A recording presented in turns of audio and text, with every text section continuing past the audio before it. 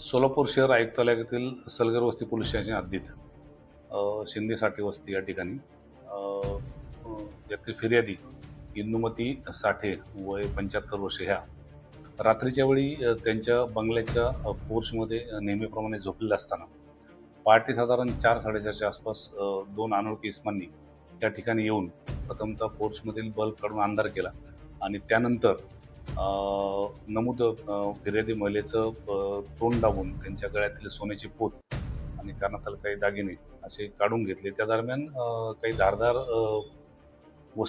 धारदार हत्याराने त्यांच्या गालावरती वार केल्यामुळे त्या जखमी झाल्या होत्या. सदर गुन्ह्याची माहिती मिळताच तात्काळ माननीय पोलीस आयुक्त सोलापूर शहर यांच्या आदेशाने आम्ही गुन्हे शाखेच्या टीम तयार करून त्या गुन्ह्यामध्ये तांत्रिक तपास तसेच अ, खबऱ्यांच्याद्वारे आरोपीबाबत माहिती प्राप्त करण्याचा आटोकाट प्रयत्न केला.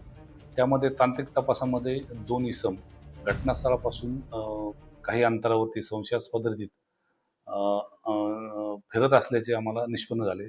ते पूर्ण तांत्रिक तपासाचा ट्रॅक केला असता सदरचे आरोपी हे रेल्वे स्टेशन परिसरात राहत असल्याची माहिती मिळाली. तसेच त्यामधील एक आरोपी हा गुन्ह्यातील सोनं विकण्यासाठी काही बाजारामध्ये येणार असल्याची माहिती मिळाल्यावरून त्यास आम्ही ए-पी-आय धायगुडे आणि त्यांचे पथक यांनी त्यास ट्रॅक करून पासपोर्ट ऑफिस सिद्धेश्वर मंदिराजवळ त्याला ताब्यात घेतलं. नमूद आरोपीस ताब्यात घेतलं असता त्याच्या अंगझडतीमध्ये या गुन्ह्यातील सोन्याचे दागिने जे आहेत ते मिळून आलेले आहेत.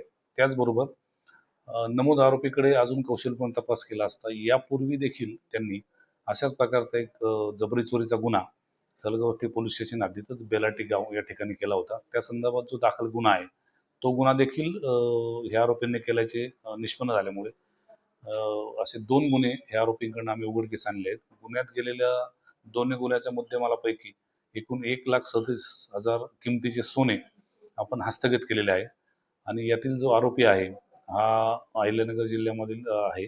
आरोपीचं नाव आहे शकील उदाशा भोसले. कोळगाव म्हणून गाव आहे, त्या गावातील आरोपी आहेत. इतर एक आरोपी जो ह्याचा साथीदार आहे त्याला देखील आम्ही शोध चालू आहे त्याचा. लवकरात लवकर अटक करून घेऊया. सदरची कामगिरी माननीय पोलीस आयुक्त सोलापूर शहर एम राजकुमार तसेच डी-सी-पी एच-क्यू गौर हसन, डी-सी-पी क्राईम श्रीमती अश्विनी पाटील आणि ए-सी-पी राजन माने गुन्हे यांच्या मार्गदर्शनाखाली केले आहे.